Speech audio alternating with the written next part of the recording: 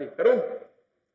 नमस्कार, सभी से स्वागत है आपका आपके अपने आगे अपडेट इंस्टीट्यूट के डिजिटल प्लेटफॉर्म पे। और वर्तमान में हमारे द्वारा पढ़ाई जा रही है सेल बायोलॉजी। सेल बायोलॉजी का हम बेसिकली मोटे मोटे स्तर पे देखा जाए सेल का इंट्रोडक्शन, सेल वॉल और सेल प्लाज्मा या प्लाज्मा झिल्ली, इन तीनों टॉपिकों के बारे में हम इसके बारे में अच्छी तरीके से पढ़ चुके हैं। आज का हमारा टॉपिक रहेगा कोशिका भित्ति की अल्ट्रा स्ट्रक्चर। क्या रहेगा भाई? कोशिका भित्ति की अल्ट्रा स्ट्रक्चर। उससे पहले थोड़ा सा आपने रिवीजन करेंगे प्लाज्मा झिल्ली के बारे में। मैंने आपको बताया था इससे कितने मॉडल होते हैं। प्लाज्मा झिल्ली के आप 3 मॉडल पढ़ चुके हैं। प्लाज्मा झिल्ली के आपने 3 मॉडल पढ़े हैं। तीनों मॉडलों में सबसे पहला मॉडल जो होता है वो कौन सा था? क्या बोला था हमने? Sandwich model. क्या बोला था भाई? सैंडविच मॉडल के बारे में पढ़ा। दूसरा हमने क्या पढ़ा?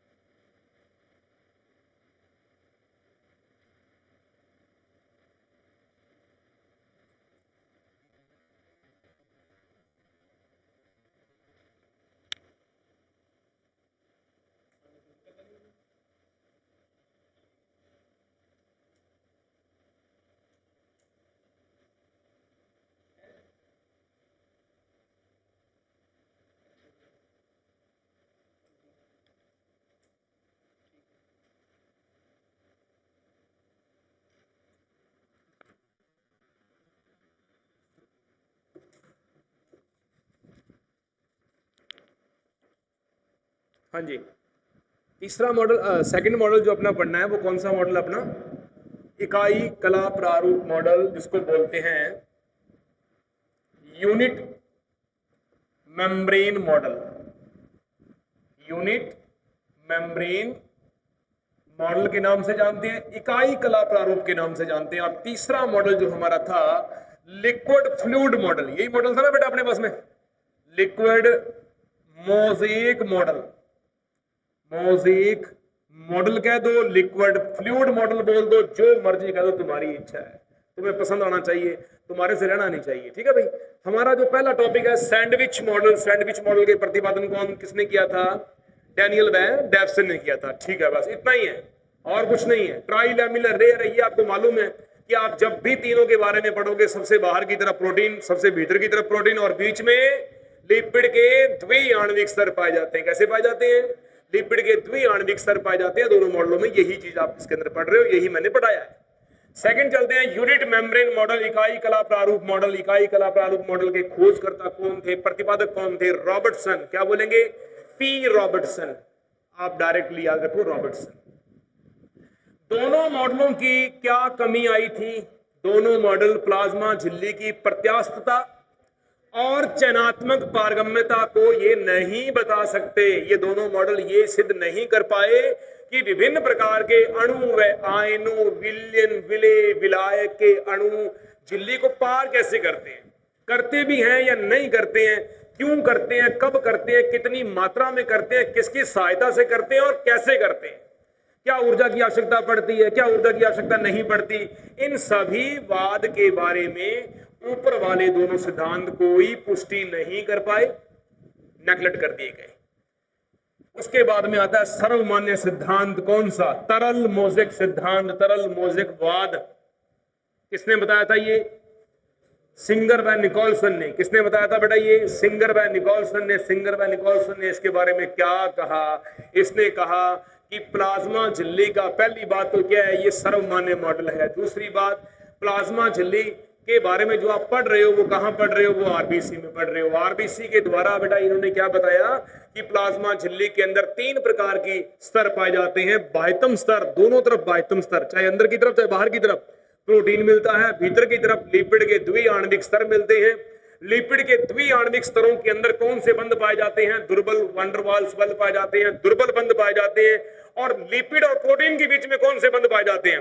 प्रबल आणविक बंध पाए जाते हैं। क्या पाए जाते हैं बेटा? लिपिड और प्रोटीन के बीच में प्रबल आणविक बंध पाए जाएंगे। हम ये कह सकते हैं कि लिपिड का वो सिरा जो प्रोटीन से टच करता है, किससे टच करता है बेटा? प्रोटीन से जो टच कर रहा है लिपिड का, ये वाला जो सिरा है ये हमेशा कैसा होता है? जल स्नेही। कैसा होता है बेटा? क्या बोलेंगे इसके लिए अपने? जल स्नेही सिरा होता है। ये लो जी, ये जल स्नेही है।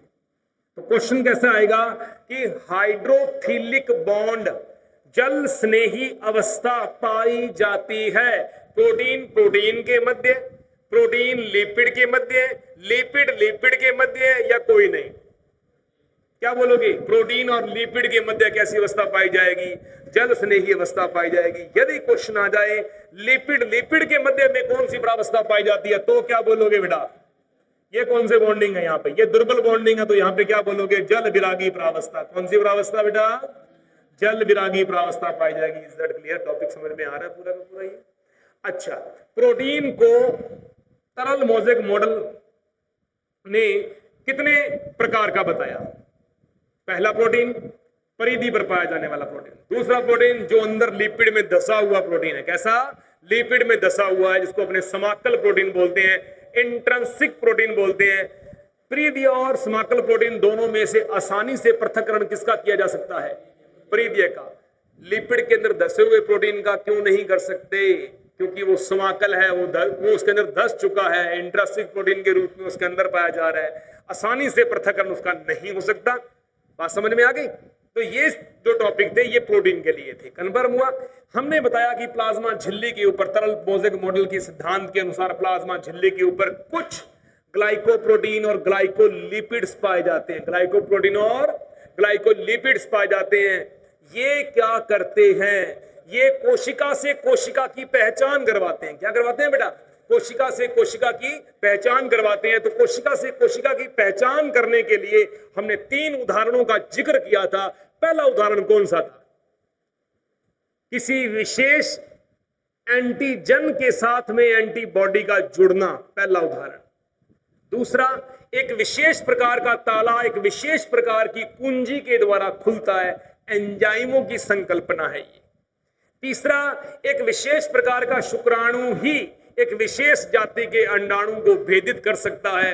किसी दूसरी जाति का शुक्राणु किसी तीसरी जाति के अंडाणु के साथ में कोई संबंध स्थापित नहीं कर पाएगा। इसे कहते हैं कोशिका से कोशिका की पहचान विधि। क्या बोलेंगे बेटा इसे? कोशिका से कोशिका की पहचान करना। कन्फर्म हो गया था? कोई दिक्कत नहीं यहां तक? प्लाज्मा मेम्ब्रेन के हमने वर्क पढ़े, 2 वर्क पढ़े। एक था एंडोसाइटोसिस। क्या नाम था बेटा? एंडोसाइटोसिस। और एक का नाम क्या था? एक्सोसाइटोसिस। ये लो, एंडोसाइटोसिस, एक्सोसाइटोसिस। एंडोसाइटोसिस का मतलब क्या है? हिंदी में क्या बोलेंगे? अंतर्ग्रहण। क्या बोलेंगे बेटा? अंतर्ग्रहण। और एक्सोसाइटोसिस का मतलब क्या था? बहिर्गमन। क्या बोलेंगे बेटा? बहिर्गमन। एंडोसाइटोसिस की प्रक्रिया हमारी बॉडी के अंदर कितने प्रकार से होती है? 2 प्रकार से होती है। यदि ये तरल प्रकार से हो रही हो, यदि कोई प्लाज्मा झिल्ली तरल माध्यम में भोजन को ग्रहण करती है, उसे क्या बोलते हैं? पिनोसाइटोसिस। क्या बोलेंगे?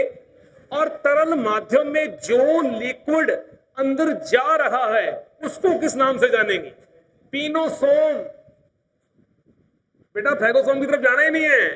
मैंने क्या बोला? तरल माध्यम में प्लाज्मा झिल्ली के द्वारा भोजन को अंदर लेना, पिनोसाइटोसिस। तरल माध्यम में अंदर आ क्या रहा है उसे बोलेंगे पिनोसोम। क्या बोलेंगे बेटा? पिनोसोम। लिख लीजिए। अगर क्वेश्चन आ जाए कि ठोस माध्यम में भोजन को अंदर लेना, फैगोसाइटोसिस, और ठोस माध्यम में जो चीज अंदर आ रही है उसे क्या बोलेंगे? फैगोसोम। क्या बोलेंगे? फैगोसोम बोलेंगे। कन्फर्म हुआ? पिनोसोम तरल पदार्थ, फैगोसोम ठोस पदार्थ। पिनोसाइटोसिस तरल पदार्थ को लेने की प्रक्रिया, ठोस पदार्थ को लेने की प्रक्रिया फैगोसाइटोसिस। सपोज करो दोनों चीजें बॉडी में नहीं बची, अब क्या होगा? एक्सोसाइटोसिस। एक्सोसाइटोसिस का दूसरा नाम क्या है? कोशिका वमन। वमन का मतलब होता है उल्टी करना। अपने क्या बोलेंगे? Cell vomiting. क्या बोलेंगे बेटा? Cell vomiting. कोशिका उल्टी करती है। ये है इसके टाइप्स, प्रकार। एक प्रश्न अलग से है, लिखना मत, सिर्फ दिमाग में रख लेना। यदि रक्त कोशिकाओं में आरबीसी से आरबीसी के अंदर कोई पदार्थों का स्थानांतरण चल रहा हो, उसे बोलेंगे रोफियोसाइटोसिस। क्या बोलेंगे बेटा? रोफियोसाइटोसिस। रोफियोसाइटोसिस का नाम किसके लिए है? आरबीसी के लिए है। किसके लिए बेटा? आरबीसी के लिए, भूलना नहीं है। लगाओ आपकी आज की heading, ultra structure of cell wall. देखो बेटा, कोशिका की परासंरचना, कोशिका की परासंरचना, ultra structure of cell wall. Confirm समझ में आ गई बेटा?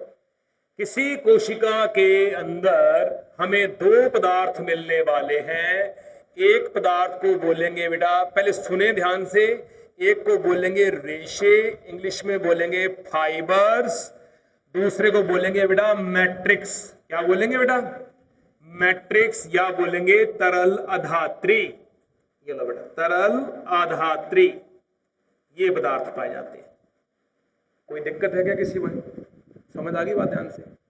पक्का कन्फर्म क्लियर हो गया? बढ़िया तरीके से हो गया? हाँ भाई ठीक है। नंबर 1 पे चलते हैं। रेशे निम्न प्रकार के हो सकते हैं, 1 2 3 4। सबसे पहला रेशा, सबसे पहला रेशा हम क्या पढ़ रहे हैं? कोशिका भित्तीय पदार्थ क्या है? पादप कोशिका का कोशिका भित्तीय पदार्थ क्या है? मोटे स्तर पे देखा जाए सेलुलोज। बोलो सेलुलोज। सेल्यूलोज। तो पहला हमारे पास में क्या है? सेल्यूलोज। दूसरा पदार्थ क्या हो सकता है? दूसरा पदार्थ हो सकता है हमारे पास में मिसेली मॉलिक्यूल, मिसेली अणु। तीसरा पदार्थ हमारे पास में क्या हो सकता है? हम कह सकते हैं सूक्ष्म तंतुक। क्या बोल सकता हूं बेटा मैं? सूक्ष्म तंतुक। और अगला कौन सा हो सकता है जिसको मैं कह सकता हूं? वृहद तंतुक। वृहद तंतुक। शब्द तुम्हें थोड़े से औखे से लग रहे हैं, अपने आसान कर देते हैं। सेलुलोज को तो सेलुलोज ही बोलते हैं, मिसेली को मिसेली ही कहते हैं। इसको कहते हैं माइक्रोफाइब्रिल्स। क्या बोलेंगे बेटा? माइक्रोफाइब्रिल्स बोलेंगे। ये माइक्रोफाइब्रिल्स है, इसको बोल देंगे मैक्रोफाइब्रिल्स। मैक्रोफाइब्रिल्स, ये मैक्रोफाइब्रिल्स है। हिंदी में भी लिख सकते हो मैक्रोफाइब्रिल्स, माइक्रोफाइब्रिल्स। कंफर्म हुआ? ये 4 पदार्थ हैं हमारे पास में रेशे। क्या पदार्थ है बेटा? 4 पदार्थ हमारे पास में क्या है? ये रेशे मिलेंगे। ये रेशे जो हैं, इनके ऊपर एक क्वेश्चन आया हुआ है जेट के पेपर के अंदर। लगाओ हेडिंग, स्टार लगाकर प्रश्न लिखो कि यदि प्राथमिक कोशिका भित्ति में, ये है प्राथमिक सेल वॉल, प्राथमिक जो कोशिका भित्ति है, कोशिका भित्ति है, इसमें जो रेशे पाए जा रहे हैं, ये रेशे कैसे पाए जाते हैं? कैसे मतलब ये इनकी व्यवस्था क्या होती है? कौन से रेशे? भाई ये रेशे। इनकी व्यवस्था प्राथमिक कोशिका भित्ति में कैसी होती है? पहला तो मुझे ये बताओ, प्राथमिक कोशिका भित्ति की जो वृद्धि होती है, जो उसका निर्माण होता है, वो कणाधान प्रकार का होता है या स्तराधान प्रकार का? कैसा होता है? कैसा होता है? कणाधान प्रकार का होता है। ये मानते हो इस चीज को? तो रेशे जो होंगे वो प्राथमिक कोशिका भित्ति में किस प्रकार के होंगे? लिख दो बेटा जी, अनुप्रस्थ प्रकार। अनुप्रस्थ प्रकार के रेशे प्राथमिक कोशिका भित्ति में पाए जाएंगे, पीसीडब्ल्यू में, प्राइमरी सेल वॉल में। जेट का ये बहुत ही शानदार अद्भुत प्रश्न है, भूलना नहीं है।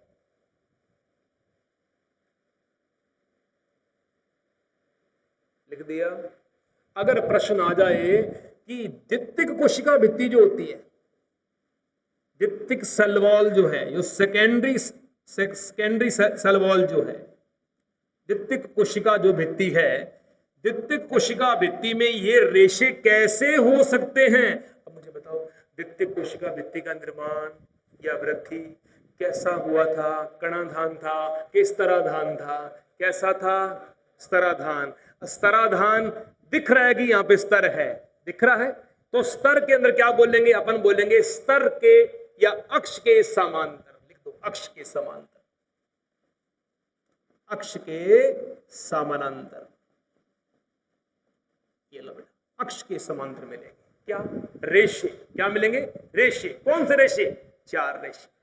क्वेश्चन आएगा, कोशिका भित्ति में रेशों का प्रकार नहीं है, रेशों का प्रकार नहीं है, तो आपके पास में 3 ऑप्शन इनमें से दे देंगे, कोई चौथा और दिया होगा, उसकी आपको पहचान करनी है। या यदि पूछ ले कि कोशिका भित्ति में रेशों का प्रकार है, तो सेलुलोज भी रेशा है, मिसेली भी रेशा है, ठीक है, फिर माइक्रोफाइब्रिल भी रेशा है, मैक्रोफाइब्रिल भी रेशा है, ये सारे रेशे पाए जा रहे हैं।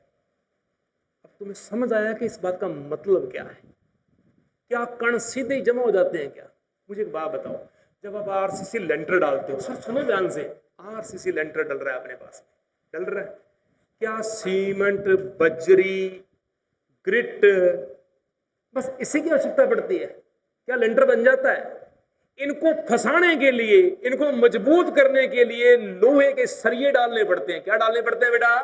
सरिये डालने पड़ते हैं। डाल दिए सरिये। जब हमारे पास में लोहे के सरियों का इस प्रकार का हमारे पास में जब जाल बनेगा, जाल किससे बनेगा? जाल रेशों से ही तो बनेगा। मकड़ी भी तो जाल ही बनती है, तभी उसमें मच्छर फंसते हैं। क्या डायरेक्ट कभी मच्छर हवा में स्विंग करता हुआ देखा, ऐसा करता हुआ? कभी नहीं आएगा मच्छर। क्या लेने आएगा भाई, उसकी कौन दारू पी हुई है? तो अब ऐसा जाल होगा, ऐसा जाल होगा, ऐसा जाल किसने बनाया? इन्होंने बनाया। किसने बनाया? इन्होंने बनाया।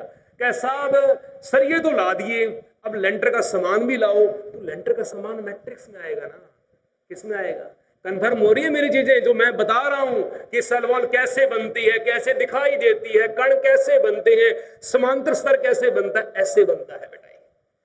क्लियर हुआ पूरा का पूरा टॉपिक? पूरा एकदम आपका बेस क्लियर होना चाहिए टॉपिक का। हमें पता है कि सेल वॉल कैसे बनती है, ऐसे बनती है। पहले रेशे बनेंगे, बन गए रेशे पूरे के पूरे, ठीक है बेटा। अब ये रेशे बता दिए कि इस भित्ति में ऐसे बनेंगे, इस भित्ति में ऐसे बनेंगे। दोनों क्वेश्चन जेट के क्लियर, शानदार तरीके से क्लियर।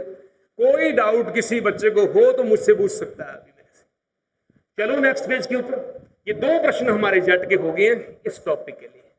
अब हमें ये बताना है सेलुलोज कैसे बना, मिसेली कैसे बना, माइक्रोफाइब्रिल कैसे बना और मैक्रोफाइब्रिल कैसे बना। चलता हूं बेटा मैं नेक्स्ट पेज के ऊपर, समझे पहले ध्यान से। अब देखो, नंबर 1 हम कर रहे हैं रेशों का निर्माण, हम पढ़ रहे हैं रेशों की व्यवस्था। रेशों की व्यवस्था में हमारे पास में हमने जो पहला टॉपिक क्या बोला हुआ है, ए पॉइंट, पहले सुने उसके बाद में लिखें। ग्लूकोज के, किसके बेटा? ग्लूकोज के कितने अणु? 3000 अणु मिलकर क्या बनाते हैं? एक सेल्यूलोज। एक सेल्यूलोज का अणु बनता है। कोई डाउट? आगे चलो। सेल्यूलोज के कितने मॉलिक्यूल? 100 मॉलिक्यूल मिलकर क्या बनाते हैं बेटा? एक मिसेली अणु। कितने अणु बेटा? एक मिसेली अणु बन गए। अब देखो ध्यान से, सी मिसेली अणु जो होते हैं, मिसेली अणु कितने? 20 मिसेली अणु मिलकर क्या बनाते हैं? एक सूक्ष्म तंतुक या माइक्रोफाइब्रिल, या माइक्रोफाइब्रिल शॉर्ट फॉर्म में, ठीक है बेटा? सुने, ऊपर मुंह करे बेटा, पीछे इंग्लिश मीडियम चलेगा। माइक्रोफाइब्रिल्स कंफर्म हुआ सबको? ठीक है। अब चलता हूं आगे, डी पे चलते हैं। अब एक है तो यहां लगा दो 250 सूक्ष्म तंतुक आपस में मिलकर क्या बनाते हैं? एक मैक्रो फाइब्रिल्स या बोल देता हूं मैं एक वृहद तंतुक, बृहद तंतुक का निर्माण करते हैं। कोई डाउट किसी बच्चे को? समझ आ गई बात बेटा? हो गया अब तो काम क्लियर हो गया। ये है रेशों की व्यवस्था, अल्ट्रा स्ट्रक्चर परा संरचना। किसके द्वारा देखी थी? लाइट माइक्रोस्कोप के द्वारा। किसके द्वारा? इलेक्ट्रॉन माइक्रोस्कोप के द्वारा। किसके द्वारा? खोजा किसने था? नॉल एंड रस्का ने। किसने खोजा था? नॉल एंड रस्का ने। यहां तक कोई डाउट किसी बच्चे को? रिपीट कर रहा हूं मैं, देख के बोलिएगा। एक सेलुलोज के अणु का निर्माण करवाना है तो ग्लूकोज के कितने अणु चाहिए? कितने चाहिए? जोर से बोला करो यार। 3000 चाहिए। ठीक है बेटा। एक मिसेली के अणु का निर्माण करना है तो कितने सेलुलोज चाहिए? एक सूक्ष्म तंतु का निर्माण करना है तो कितने मिसेली चाहिए? एक मैक्रोफाइब्रिल या वृहद तंतु का निर्माण करना है तो कितने सूक्ष्म तंतु चाहिए? 250। कितने चाहिए? ये है व्यवस्था रेशो। Any doubt? ये एक जट का क्वेश्चन क्लियर हो गया आपका। ये लो उतारो फटाफट। क्रमबद्ध तरीके से चलना, कोई भी आगे पीछे करने की आवश्यकता नहीं है आपको।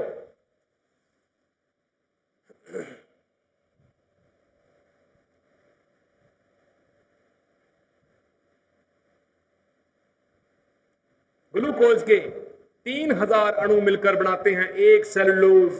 सेलुलोज के 100 अणु मिलकर बनाते हैं एक मिसेली अणु, और 20 मिसेली अणु मिलकर बनाते हैं एक सूक्ष्म तंतु, और 250 सूक्ष्म तंतु मिलकर बनाते हैं एक माइक्रोफाइब्रिल्स या वृहद तंतुक। ये चारों जो आपके सामने पड़े हुए हैं, ये चारों के चारों क्या हैं? फाइबर्स हैं, रेशे हैं। प्राथमिक कोशिका भित्ति के अंदर इनकी व्यवस्था अनुप्रस्थ प्रकार की, जबकि द्वितीयक कोशिका भित्ति के निर्माण के समय इनकी व्यवस्था हमेशा अक्ष के समांतर दिखाई देगी। ये है बेटा जी रेशे। सेकंड पॉइंट डालें बेटा जी, अब अपने डालेंगे हेडिंग कौन सा? मैट्रिक्स, तरल मैट्रिक्स। सेकंड पॉइंट हमारा आता है तरल मैट्रिक्स। मैट्रिक्स में क्या हो सकता है? सेकंड पॉइंट चलते हैं बेटा जी मैट्रिक्स में। तरल मैट्रिक्स की बात करते हैं अपन। मैट्रिक्स में बेसिकली हमारे पास में 3 प्रकार के पदार्थों की हमारे पास में प्रचुरता रहेगी। पहला पदार्थ संचित पदार्थ, दूसरा स्त्रावित पदार्थ। कैसा पदार्थ बेटा? स्त्रावित पदार्थ। ठीक है, जो स्त्रावित होने वाला। ठीक है, पहला हमारे पास में क्या हो गया? संचित, जो उसमें पाया जा रहा है। दूसरा स्त्रावित, और लास्ट में तीसरा कौन सा होगा? उत्सर्जी पदार्थ, उत्सर्जन की प्रक्रिया। ठीक है, संचित जो स्टोर हो रहा है, स्त्रावित जो निकल रहा है कहीं ना कहीं से, या किसी फूड को काटोगे, फ्लावर को काटोगे, किसी भी चीज को जब आप काटोगे आपको वहां से प्राप्त होगा या पुष्प से प्राप्त होगा। लेकिन जो होगा उत्सर्जी पदार्थ, उत्सर्जी पदार्थ उत्सर्जन है। उत्सर्जी पदार्थ एक्सोसाइटोसिस है। उत्सर्जी पदार्थ बहिर्गमन की प्रक्रिया है। उत्सर्जी पदार्थ किसी कोशिका के अंदर अपचित पदार्थों को शरीर से बाहर निकालने की प्रक्रिया क्या होती है बेटा जी? उत्सर्जी पदार्थ होती है।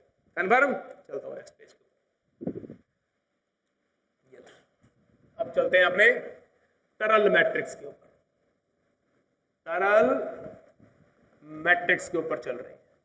इसमें हमारे पास में क्या क्या हो सकता है? क्या क्या हो सकता है? नंबर 1 में संचित पदार्थ। पहला कौन सा है हमारे पास में?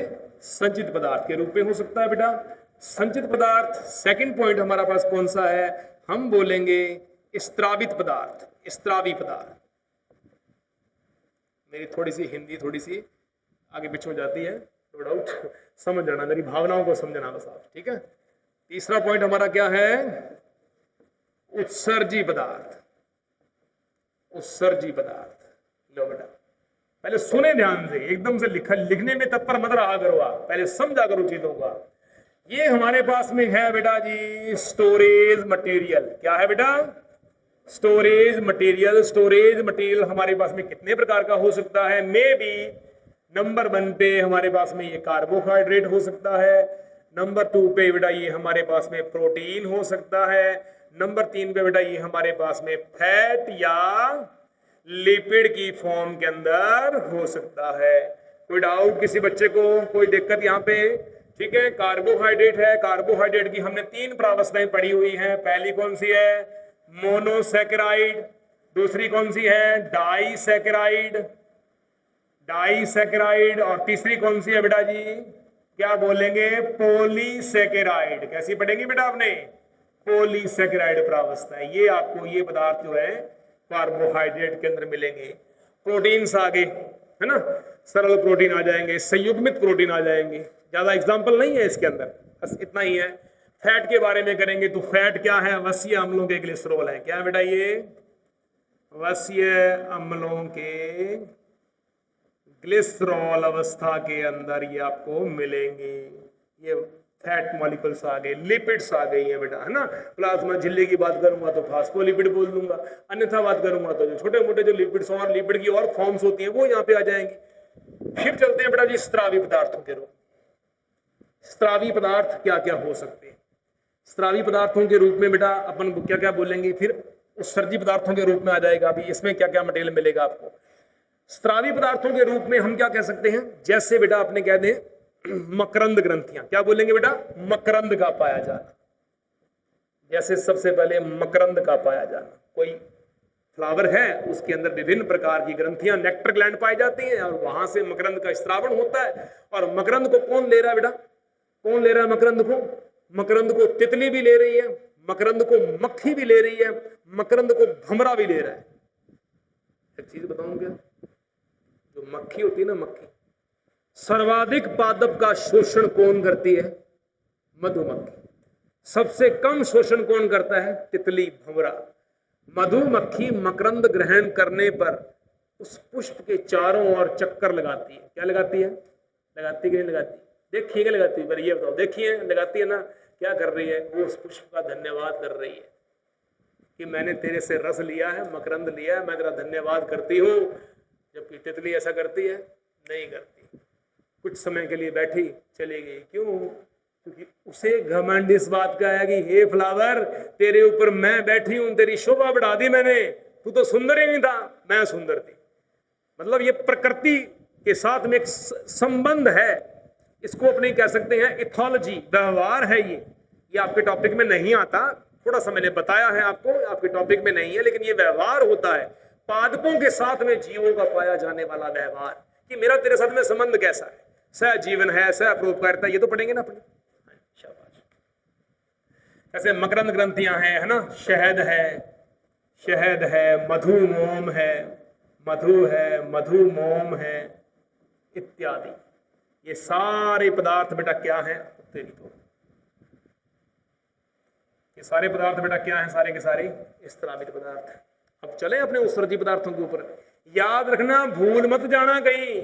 स्त्रावी पदार्थ अलग होते हैं, उत्सर्जी पदार्थ अलग होते हैं।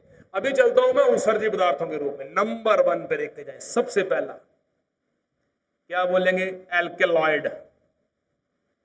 सबसे पहला एल्केलॉइड।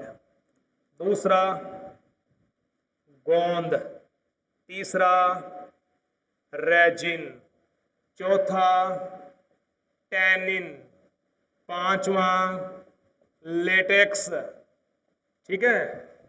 इसके अलावा छठा खनिज क्रिस्टल।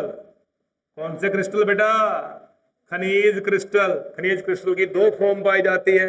कौन कौन सी? अगर आ जाए calcium, calcium carbonate, calcium carbonate. एक प्रावस्था होती है कैल्शियम ऑक्सलेट, कैल्शियम ऑक्सलेट। ये 2 प्रावस्थाएं पाई जाती है। ठीक है।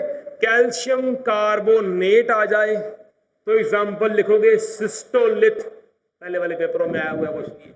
सिस्टोलिथ। क्या बोलोगे? सिस्टोलिथ।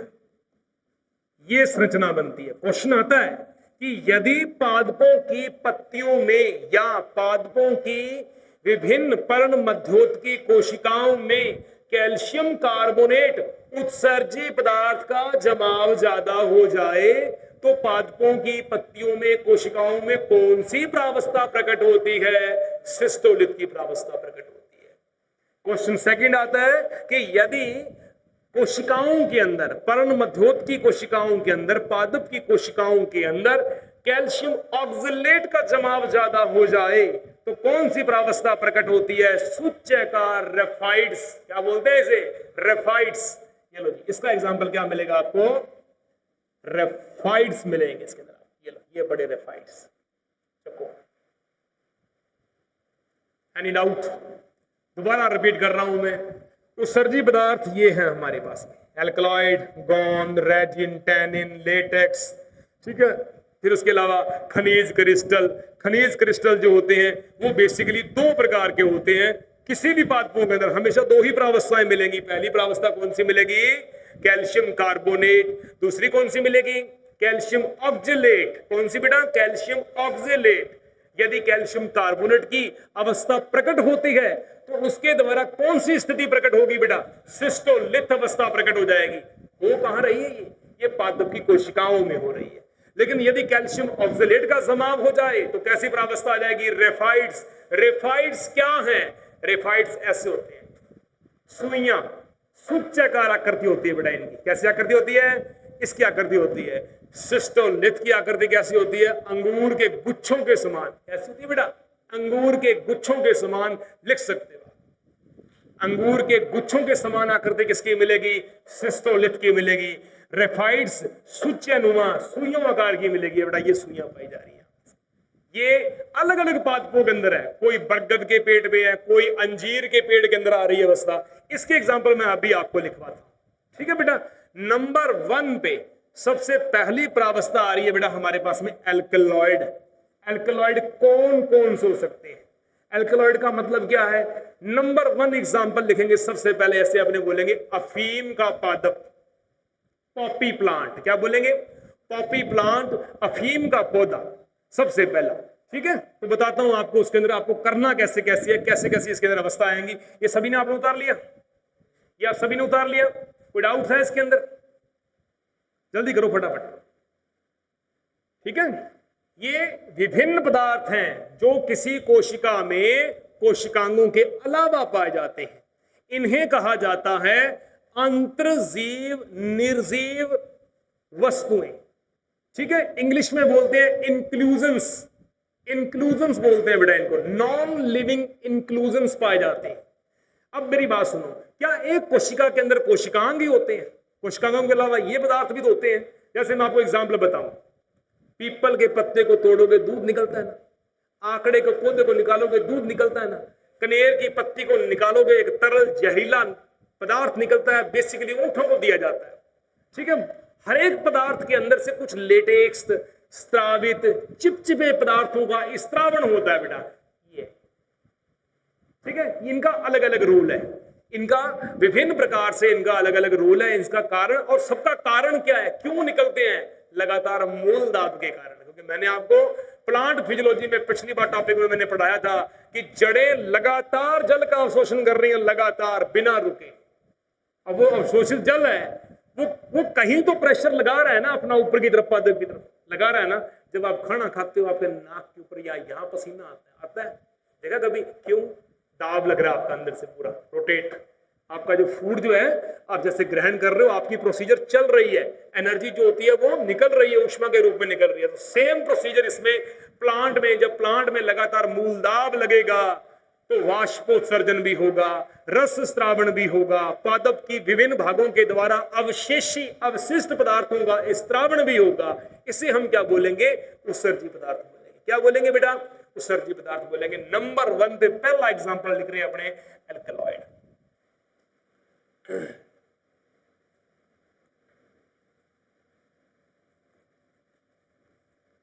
एल्कलॉइड, एल्कलॉइड के लिए मैं विभिन्न कुछ एग्जांपल ले रहा हूं यहां पे मैं। जैसे आपने सबसे पहले हम ले लिया अफीम पादप। अफीम पादप वैज्ञानिक नाम आप जानते हो, पेपावर सोमनिफेरम। इस पादप को बेसिकली, इस पादप को क्या कहते हैं बेटा? Poppy plant. क्या बोलते हैं बेटा? पॉपी प्लांट भी कहते हैं, ठीक है। पॉपी प्लांट है, इसके द्वारा स्त्रावित होने वाले एल्कलॉइडों के नाम लिखो। 50 प्रकार के एल्कलॉइड निकलते हैं इसके द्वारा, मालूम है क्या आपको? पेपरवरीन, मॉर्फिन, कोडीन, क्वीब, बहुत सारे निकलते हैं मतलब, ठीक है। तो सबसे पहले अपने मेन एग्जांपल लगा देते हैं, मॉर्फिन या पेपरवरीन, पेपरवरीन, ठीक है। इसके अलावा सर्पगंधा, सर्पगंधा पादप आ गया। राउल्फ या सर्पेंटीन, क्या नाम है बेटा इसका? राउल्फ या सर्पेंटाइना नाम है इसका। तो इसके द्वारा कौन कौन से निकलेंगे? इसके अंदर लिखेंगे अपने सर्पेंटीन या सर्पेंटीन, सर्पेंटीनीन, ये लो, ठीक है, ये इसके द्वारा निकलते हैं। सर्पगंधा दंश उपचार के अंदर इसका इस्तेमाल किया जाता है। जब सांप काट जाता है तो उसके अंदर इसका ट्रीटमेंट करते हैं अपने, है ना। उसके अलावा गूगल, गूगल कॉमीफेरा वाइटाई, कॉमीफेरा वाइटाई, जो कि राजस्थान से कंप्लीटली विलुप्त हो चुका है ये। तो इसके द्वारा स्रावित होने वाले पदार्थ को क्या नाम बोलेंगे अपने? गूगल बोलेंगे। क्या बोलेंगे? गूगल। और गूगल पादपों में प्रेरित लिंग निर्माण को प्रेरित करती है। जैसे एग्जाम्पल बता रहा हूं आपको मैं, बाई चांस कुकुरबिटेसी कुल के पादपों के अंदर आपने बेलदारी पादपों को लगा रखा है, बहुत सारे बड़े बड़े पुष्प लग रहे हैं, लेकिन उसके अंदर सब्जी नहीं लग रही, फल नहीं लग रहा। कारण क्या है? कि उसके फूलों के अंदर कोई एक लिंग का अभाव है, या तो वो मादा पुष्प है या वो नर पुष्प है। तो हम क्या करते हैं, हमारे बुजुर्ग क्या करते हैं? गूगल की धूप देते हैं। गूगल की धूप देने पर जिस पुष्प के अंदर मादा भाग नहीं होगा वहां मादा बन जाएगी, जिसमें नर नहीं होगा उसमें नर बन जाएगा। कन्फर्म हुआ? तो प्रेरित लिंगों के निर्माण को प्रेरित करता है बेटा ये, नर या मादा के निर्माण को प्रेरित करता है। तो एक प्रकार से ये पादपों के अंदर गूगल जो होता है एल्केलॉइड, इसका बहुत बड़ा योगदान है। निषेचन की प्रक्रिया में ये सहायक भी होता है। ठीक है, और एग्जाम्पल लिखो, छोटे मोटे सारे एग्जाम्पल आपको मैं लिखवा देता हूं, सारे नोट कर लीजिएगा। लिखो बेटा इसके अंदर पहला इसमें लिखो, अभी आपने कौन कौन सा किया? एल्केलॉइड का किया ना अभी आपने एल्केलॉइड का टॉपिक चल रहा है ना आपका। इसके एल्केलॉइड के बाद में लिखो आप, एक मिनट दिखाता हूं आपको मैं कुछ क्वेश्चन लेके आया हूं, पुराने पेपरों के अंदर ये क्वेश्चन बहुत बार आ चुके हैं। ठीक है जी, इसको अपने करना है।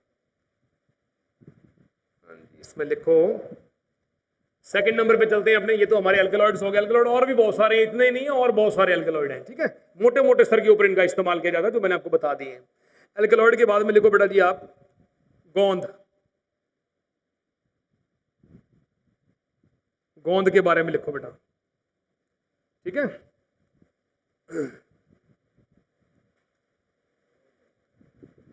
इसमें लिखो, सबसे पहला कारण अपना इसमें आएगा सर्जी पदार्थों के अंदर। हमने एक तो इसमें एल्केलॉइड का डाल दिया। एल्केलॉइड के अंदर बेटा, या 2 दिन लिखने और लिख लो आप यहाँ पे, इसी में लिख लो एक बार। गोंद को आप हटाओ एक बार, आप इसी को लिखो आप पहले, बाई चांस कभी क्वेश्चन आ जाता है। मॉर्फिन लगा दिया, एक लगाओ बेटा क्विनीन। अगला एग्जांपल लिखो क्विनीन, क्विनीन, क्विनीन सिनकोना वृक्ष की छाल से प्राप्त होता है बेटा। ये कहां से प्राप्त होता है? ये सिनकोना वृक्ष की छाल से प्राप्त होता है। क्विनीन सिनकोना वृक्ष, सिनकोना वृक्ष की छाल से प्राप्त होता है। और इसके बारे में क्या लिखोगे बेटा? ये मलेरिया रोग उपचार के अंदर काम आता है, मलेरिया रोग उपचार में काम आता है। अगला लिखे निकोटीन, निकोटीन ये बेसिकली तंबाकू पादप से प्राप्त होता है, तंबाकू पादप से प्राप्त होता है निकोटीन। निकोटीन तंबाकू पादप से प्राप्त होता है। इसे दर्द निवारक या निद्रा कारक भी कहा जाता है, दर्द निवारक या निद्रा कारक भी कहा जाता है, दर्द निवारक या निद्रा कारक के रूप में भी जाना जाता है। ठीक है, आगे लिखो, अगला एग्जांपल लिखो, एट्रोपा बेलाडोना, दतूरा, दतूरा के बारे में लिखो। दतूरा इसको बोलेंगे अपने Atropa belladonna, Atropa belladonna, belladonna. और यहां से क्या प्राप्त हो रहा है बेटा अपने को? एट्रोपीन। क्या प्राप्त हो रहा है बेटा? एट्रोपीन एल्केलॉइड प्राप्त हो रहा है। एट्रोपा बेलाडोना से प्राप्त होता है एट्रोपीन। और एट्रोपीन का आप योगदान लिखो, इसके अंदर क्या आ रहा है? एट्रोपीन एक बार पेपर के अंदर आया 2021 के अंदर, इसमें लिखो ये पौधों की जड़ों से प्राप्त हो रहा है। पहली बात तो कहां से प्राप्त हो रहा है बेटा? इस पादप की ये जड़ से प्राप्त हो रहा है। एट्रोपा बेलाडोना पादप की जड़ से प्राप्त हो रहा है। इसके लिए क्वेश्चन जो आया हुआ था वो लिखे, आंखों की तंत्रिका तंत्र को आंखों की तंत्रिका तंत्र को उत्तेजित करने में काम आता है, आंखों की तंत्रिकाओं में उत्तेजना के लिए काम आता है, आंखों की तंत्रिकाओं में उत्तेजना के लिए काम आता है। इससे भी शानदार लिखे एक बेटा थीइन, थीइन ये एल्कलॉइड जो होता है ये हमें कहां से प्राप्त होता है? थीन ये बेटा चाय की पत्तियों से प्राप्त होता है, चाय की पत्तियों से प्राप्त हो रहा है बेटा, ये भी बहुत इंपॉर्टेंट है। थीइन चाय की पत्तियों से प्राप्त होता है।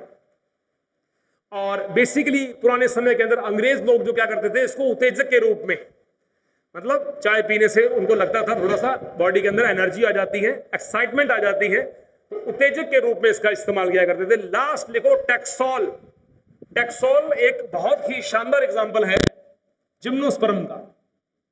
टैक्सोल, टैक्सोल के बारे में लिखे बेटा, ये एक जिम्नोस्पर्म है। पहली बात सुन लो ध्यान से, ये क्या चीज है? ये जिम्नोस्पर्म है। क्या इसमें तृतीय कोशिका भित्ति पाई जाएगी?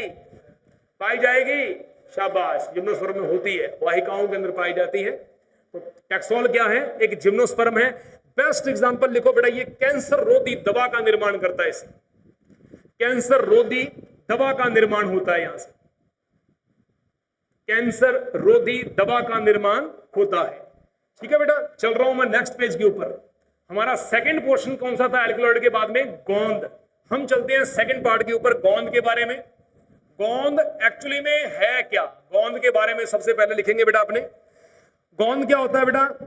लिखो सेलुलोज का उत्पाद है, ये सेलुलोज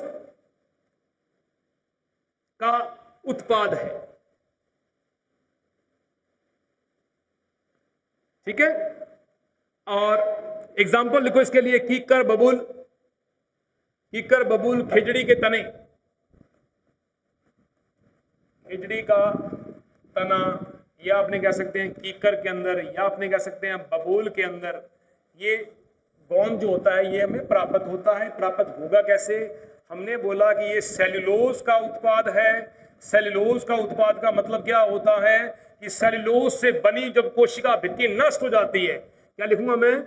सेल वॉल के नष्ट होने पर, नष्ट होने पर यह प्राप्त होता है बेटा। जब कोशिका भित्ति नष्ट हो जाती है, टूट जाती है, टूटने से निकलने वाला जो पदार्थ होता है वो क्या होता है? गोंद होता है। गोंद लिक्विड होता है, पहले सुनो, गोंद लिक्विड होता है, जेली समान होता है, अर्ध तरल होता है। फिर ये ठोस कैसे हो जाता है? दिमाग में रखिएगा, वायु के संपर्क में आने पर। किसके संपर्क में आने पर? वायु के संपर्क में आने पर। अफीम जब पादप से निकलती है प्योर व्हाइट कलर की होती है ये, तो ये काली क्यों जाती है? वायु के संपर्क में आने पर। वायु के संपर्क में आने पर धूल, मिट्टी, कण, पादप के प्राकणों के संपर्क में आने पर इसका रंग कैसा हो जाता है बेटा? ब्लैक हो जाता है। समझ आ गई बात बेटा? ये है गोंद के बारे में बताया चुका हूं। नेक्स्ट पॉइंट पे लिखें बेटा रेजिन्स, अगली हेडिंग। ये ना थोड़े से आपको रफ लग रहे होंगे, थोड़े से मेरे को भी लग रहे हैं, मैं इनको कभी पढ़ाता नहीं, इनको कभी मैं इनको बस सीधा डायरेक्ट बताते हैं अपने, लेकिन इनमें से जेट के अंदर कई बार, मतलब एक दो बार क्वेश्चन आए हुए हैं, तो फिर मैं नहीं चाहता कोई टॉपिक रहे अपना। तो रेजिन लिखो बेटा, रेजिन क्या है? देखो पहला एग्जांपल उसमें क्या आ जाएगा? अभी रेजिन है क्या? आपने बोलेंगे कार्बोहाइड्रेट के व्युत्पन्न है। क्या लिखेंगे बेटा? ये कार्बोहाइड्रेट के व्युत्पन्न है, डेरिवेटिव ऑफ कार्बोहाइड्रेट। कार्बोहाइड्रेट के क्या है ये बेटा? ये व्युत्पन्न पाए जाते हैं। पहला क्वेश्चन यहां पर यही जेट का इंपॉर्टेंट क्वेश्चन बन जाता है कि कार्बोहाइड्रेट के व्युत्पन्न क्या कहलाते हैं? रेजिन कहलाते हैं। ठीक है बेटा, एग्जांपल लिखो इसके लिए, शानदार एग्जांपल जो पेपर में आया हुआ है, लिखो कनाडा बाल्सम। कनाडा बाल्सम ये बहुत बड़ा एग्जांपल है, बहुत शानदार एग्जांपल है कनाडा बाल्सम तथा हींग। कनाडा बाल्सम तथा हींग ये बेस्ट एग्जांपल है बेटा रेजिन के। कनाडा बाल्सम तथा रेजिन ये दोनों क्या मिला? सॉरी, हींग जो है ये क्या है बेटा? ये रेजिन्स पाए जाते हैं, मतलब सर्वश्रेष्ठ रेजिन माने जाते हैं। इसके अंदर एक क्वेश्चन और आया हुआ है, ये है 19 का क्वेश्चन लिखा हुआ है बेटा। ये रंग तथा वार्निश करने में काम आता है इसका। रंग तथा वार्निश करने में, इनका अगर यूज पूछे कोई आपसे, इनका यूज क्या है, तो रंग लगा करने में या फिर वार्निश करने में। वार्निश करने के अंदर, वार्निश में इनका इस्तेमाल किया जाता है। रंगों में या वार्निश में इनका इस्तेमाल किया जाता है। और आगे लिखेंगे बेटा आपने टैनिन। अगली हेडिंग हमारी क्या है? टैनिन। टैनिन, ये टैनिन क्या हो सकते हैं? टैनिन क्या हो सकते हैं? सबसे पहले तो लिख लो बेटा, स्वाद में कड़वे होते हैं ये। कैसे होते हैं ये? इनका टेस्ट जो होता है वैसा वो कैसा होगा? कड़वा टेस्ट होगा इसका, ठीक है। इनका टेस्ट जो होता है वो कड़वा होता है। और सबसे शानदार बात बेटा क्या होता है? पादप की छाल या पत्तियों, पादप की छाल या पत्तियों, पादप की छाल या पत्तियों पर पाए जाते हैं, ठीक है बेटा। ये इसका शानदार एग्जाम्पल है। और इनका यूज क्या लिखोगे? यूज क्या लिखोगे? चमड़ा उद्योग और स्याही बनाने में काम आता है ये, ठीक है। चमड़ा उद्योग या मैं कह सकता हूं इंक बनाने में, स्याही बनाने में काम आता है। और सबसे मोटी विशेषता क्या होती है? ये कच्चे फलों में अधिक होता है। कच्चे फलों में ये इनकी मात्रा जो कैसी होती है? मैक्सिमम होती है, ठीक है। कच्चे पदों जो जो जो पादप होंगे, जो फल होंगे, उनके अंदर इनकी मात्रा जो होती है वो बहुत ज्यादा मात्रा में पाई जाती है। नेक्स्ट पॉइंट पे चलो बेटा जी, लेटेक्स के ऊपर चलते हैं। हमारी नेक्स्ट हेडिंग क्या है? ये सारे इंक्लूजन्स हैं, नॉन लिविंग अपने कह सकते हैं अजैवीय कोशिकीय पदार्थ हैं जो कोशिका के अंदर विभिन्न कोशिकाओं के साथ में पाए जाते हैं। लिखो बेटा लेटेक्स में क्या होता है? लेटेक्स में लिखो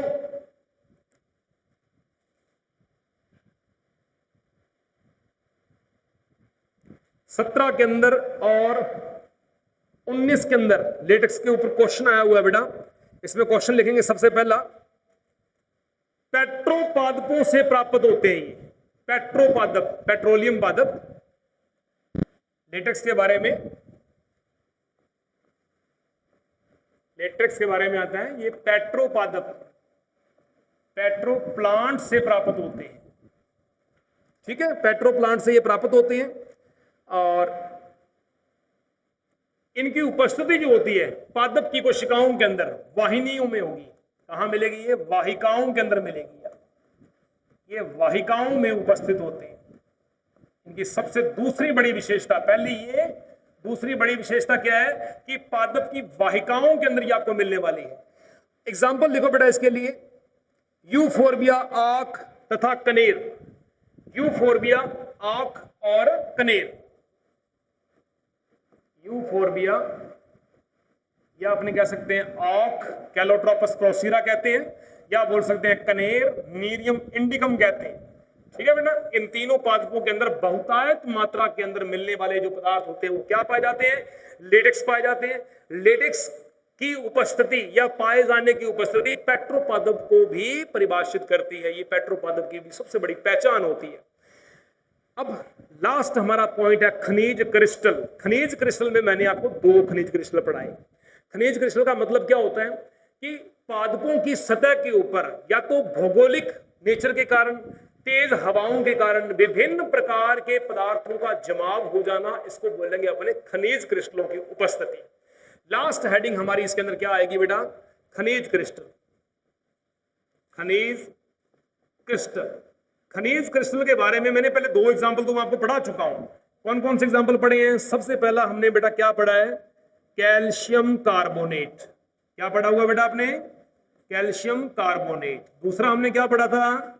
अरे बोलो, कैल्शियम ऑक्सलेट। कैल्शियम ऑक्सलेट पढ़ा था बेटा। अब इनके ऊपर देखो कितना शानदार क्वेश्चन बैठता है। यदि कैल्शियम कार्बोनेट का जमाव हो रहा है, CaCO3 का जमाव हो रहा है, तो इसके द्वारा कौन सी स्थिति प्रकट होती है? सिस्टोलिथ की स्थिति प्रकट होती है। ऐसा लिख के अब लिखो इसके लिए क्वेश्चन, ये पेपर में आया हुआ, लिखो एग्जाम्पल लिखो इसके लिए, बरगद या रबड़ का पेड़। बरगद या रबड़ का, बरगद या रबर, इन पेड़ों के अंदर, इन पादपों के अंदर, इनकी पत्तियों के अंदर, कोशिका भित्ति के ऊपर हमने पहले बताया था सिस्टोलिथ की आकृति कैसी होती है? अंगूर के गुच्छे के समान, अंगूर के गुच्छे के समान इनकी आकृति होती है और इनका जमाव हो जाता है यहां। ठीक है बेटा। अच्छा, सेकंड पॉइंट हमारा कौन सा है? Calcium oxalate. इसके बारे में कहानी लिखो। कहानी क्या लिखो? इसका क्वेश्चन लिखो। कैल्शियम ऑक्सलेट क्या करता है? कैल्शियम ऑक्सलेट मज्जा तथा रंग उत्तकों में, इनका जमाव कहां होगा? पहली बात, या तो मज्जा में होगा या होगा रंग उत्तक। मज्जा अथवा रंग उत्तकों के अंदर बेटा इनका जमाव होगा और इनको हम क्या बोलेंगे? हम इनको बोलेंगे रेफाइड्स। मज्जा तथा रंग उत्तकों में ये पाए जाते हैं। सबसे शानदार एग्जाम्पल लिखो अब इसके, जिसके ऊपर जेट में अभी प्रश्न आए हुए हैं लेटेस्ट ही। नंबर 1 पे लगाओ बेटा जी जलकुंभी। पहला नंबर जलकुंभी। नंबर 2 पे लिखो अरबी। अरबी। नंबर 3 पे क्या आएगा बेटा? जमीकंद। अरबी जमीकंद। पहला क्या लिखा हमने? जलकुंभी। सेकंड अरबी। तीसरा जमीकंद। चौथा लिखो पिस्टिया। पिस्टिया, ये लो पिस्टिया। अब देखो ये जो 4 पादप हैं, इन पादपों में बेसिकली कैल्शियम ऑक्सलेट के जो कण होते हैं उनकी इतनी बहुतायत मात्रा बढ़ जाती है कि इनकी आकृतियां ऐसी हो जाती है, सुई आकृति ऐसे सुई आकृति के बन जाते हैं, सूच्याकार बन जाते हैं।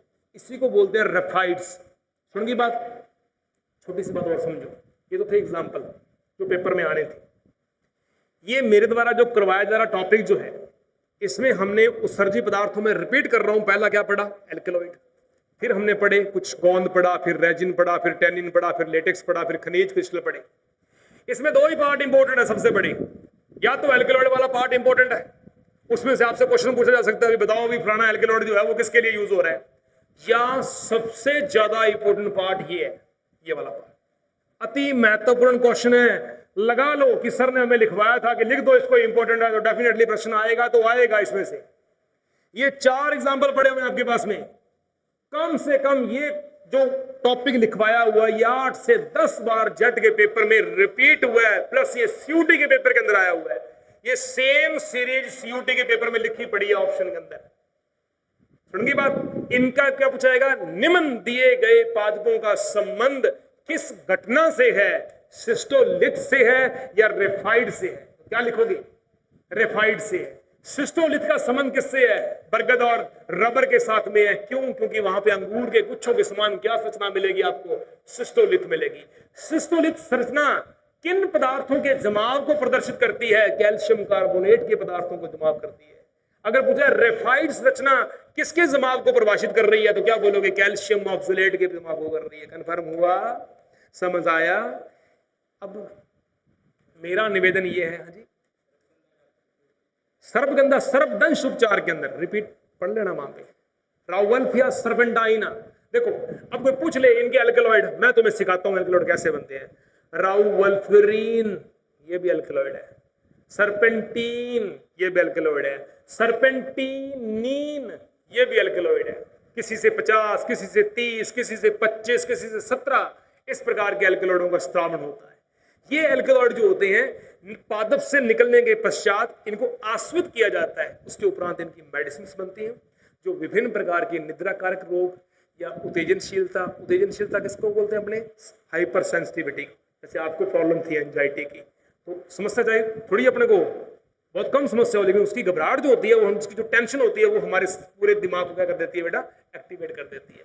ये उत्तेजक होते हैं एक प्रकार के। कोई निद्रा कारक है ना, कोई मतलब अपने बोल सकते हैं कोई श्वास रोग के प्रति है, कोई हार्ट बीट के प्रति है, कोई तंत्रिकाओं के रोग से संबंधित है, तो ये यहां काम आते हैं। पहला काम इनका ये हो गया। इतने टॉपिक के अंदर किसी को कोई परेशानी? अब मेरा ये प्रश्न है कि मैंने अल्ट्रा स्ट्रक्चर पढ़ाई आज आपको, परासंरचना। अल्ट्रा स्ट्रक्चर में रेशे कितने प्रकार के थे? पहला कौन सा? पहला, दूसरा, अरे बोलो, मिसैली तीसरा, सूक्ष्म तंतु चौथा, बृहद तंतु। 4 तंतु हो गए, चारों ने रेशे बना दिए। चारों ने जाल बना दिया। अब इन जालों के बीच में क्या फंसेगा? तरल मैट्रिक्स। क्या फंसेगा बेटा? ये तरल मैट्रिक्स में ये जितने पदार्थ पाए जा रहे हैं ये फंसेंगे इसके अंदर। सिस्टोलिथ तभी सिस्टोलिथ कहलाएगा जब ये रेशो में फंसेगा, वरना सिस्टोलिथ बनता ही नहीं। लेंटर तभी डलेगा जब हमारे पास में पूरे सरियों का जाल बना होगा। सरियों का जाल बना होगा तो विभिन्न प्रकार की जो कंक्रीट है, सीमेंट है, बजरी, लटर पटर जो भी है वो उसके अंदर फंसेगा, कंपैक्ट होगा, मजबूती देगा। समझ आ गई बात? कोशिका को मजबूती मिल गई। अब चलते हैं कोशिका के प्रोटोप्लाज्म के ऊपर। कल प्रश्न आया था ना प्रोटोप्लाज्म क्या है। अब चलते हैं, देखो छोटा सा टॉपिक, उसके बाद में डायरेक्ट हम चलेंगे सेलुलर ऑर्गेनेली के ऊपर, कोशिकांगों के ऊपर टॉपिक भी चलेंगे। पहला हमारा काम क्या था? हमने पढ़ा यहां पे हमने पढ़ा प्रोटोप्लाज्म। हम पढ़ रहे हैं किसके बारे में? जीव द्रव्य के बारे में पढ़ रहे हैं। जीव द्रव्य, देखो जीव द्रव्य, जीवित द्रव्य, यही बोला। ये लो जी, प्रोटोप्लाज्म को हमने क्या नाम दिया है? जीवित द्रव्य। पहला क्वेश्चन यही आ गया, समझो पहले ध्यान से, ये जीवित द्रव्य क्यों है? क्या चीज नहीं है इसके अंदर? पहले तो मुझे ये बताओ। अब मैं ऑप्शन बोल रहा हूं। प्रोटोप्लाज्म के लिए बात चल रही है, नंबर ऊपर लिखा हुआ है, प्रोटोप्लाज्म के लिए बात चल रही है। इसमें किन संरचनाओं का अभाव दिखाई दे रहा है? नंबर 1, इसमें अजैविक पदार्थ नहीं है। नंबर 2, इसमें कोशिका भित्ति भी नहीं है। क्लियर? समझ आ गया? 3 चीजें हैं। अब इसमें हो क्या क्या सकता है? हमारे पास क्या क्या पास आ सकता है? नंबर 1, इसमें आपको केंद्रक भी मिलेगा। क्या मिलेगा बेटा? इसमें हमें कोशिका द्रव्य भी मिलेगा। ये लो जी, हमें कोशिका द्रव्य भी मिल गया। इसमें हमें विभिन्न प्रकार के कोशिकांग भी मिलेंगे। मिल गए बेटा? ये तीनों पदार्थों युक्त पदार्थ क्या कहलाए जा रहे हैं? जीव द्रव्य। जीवित भाग को बोलेंगे बेटा अपन प्रोटोप्लाज्म। ठीक है, प्रोटोप्लाज्म जीव द्रव्य को जीवन का भौतिक आधार। अरे रुको एक मिनट, जीव द्रव्य को सबसे पहले किसने देखा? मैंने लिख दिया देखा।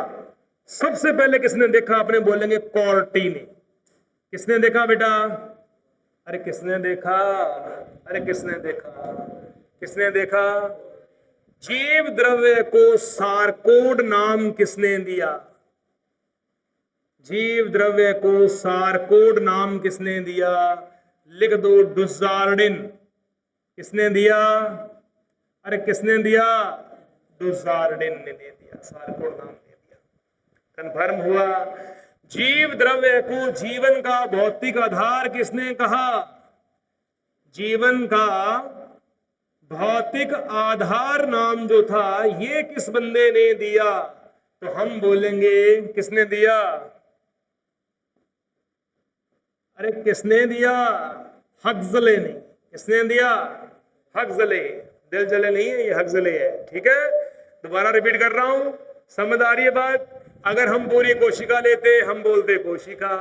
हमने कोशिका की भित्ति को हटा दिया, बन गया प्रोटोप्लास्ट। हमने प्रोटोप्लास्ट में से अजैविक पदार्थ, ये अजैविक पदार्थ कौन से हैं? सफल हो जाएगा मेरा पढ़ाना आज मुझे एक बार बता दो, कोई बच्चा खड़ा हो गया कि अजैविक पदार्थ कौन से हैं जो मैंने हटाए हैं? प्लीज एक बार बोल दो यार, एक बंदा ही बोल दो। अरे बावड़ो, जो पीछे 3 ब्लैक बोर्ड भर के पढ़ाया है वो क्या है? वो अजैविक पदार्थ है। समझ आ गई? वो अजैविक पदार्थ है। उन सभी पदार्थों को मैंने यहां से बाहर निकाल दिया। समझ आ गई बेटा? अजैविक पदार्थ का मतलब क्या है? अजैविक पदार्थ का मतलब है जितने प्रकार के भी संचित पदार्थ, स्त्रावी पदार्थ, संश्लेषित पदार्थ, उत्सर्जी पदार्थ, सारे पदार्थ क्या है बेटा? अजैविक है। उनका शरीर से बाहर योगदान है, पादप के अंदर तो है ही है, शरीर से बाहर उनका योगदान ज्यादा है उनका। तो उन सभी को मैंने हटा दिया। उसके बाद में क्या बचा मेरे पास में? प्रोटोप्लाज्म। प्रोटोप्लाज्म को देखा किसने? कॉर्टी ने। सारकोड नाम डुजार्डिन ने। जीवन का भौतिक आधार किसने कहा? हक्सले ने।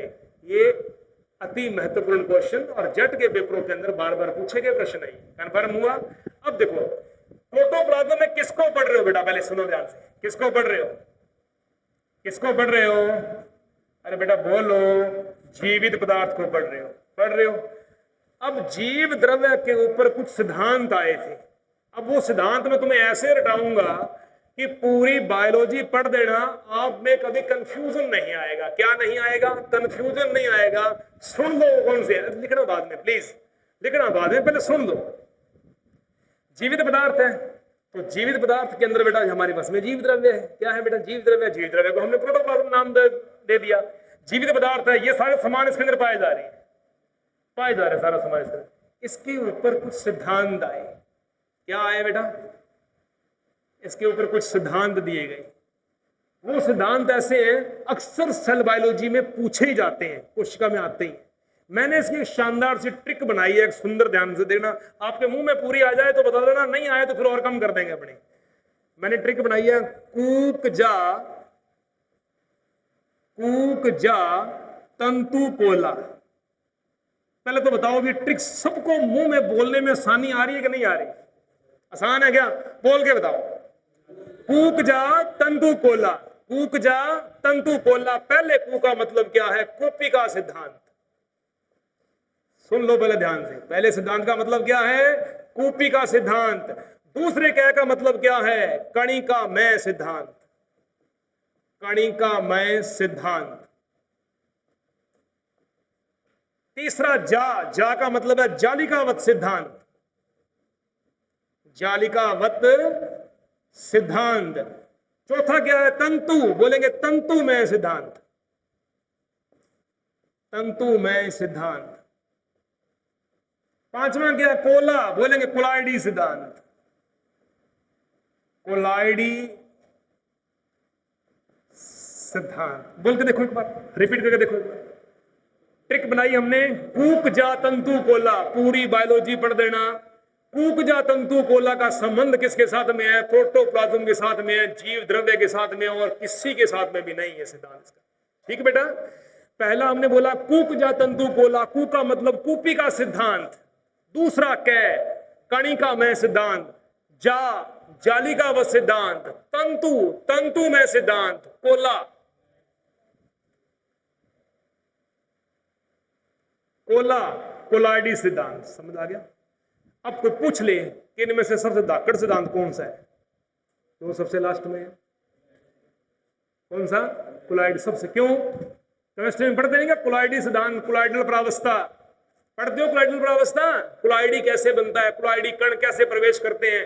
थोड़ा सा कोई बाहर से कोई छिद्र हो तो धूप के जब कण उसके अंदर आते हैं ब्राउनियन गति करते हुए, कोई घूर्णन गति करता है, कोई चक्रण गति करता है, कोई अमीबीय गति करता है, कोई पक्षमापीय गति करता है। ये चार गतियां किसकी हैं? ये चार गतियां जीव द्रव्य की गतियां हैं। ये सुन की बात ध्यान से, ऐसे नहीं मैंने बोली।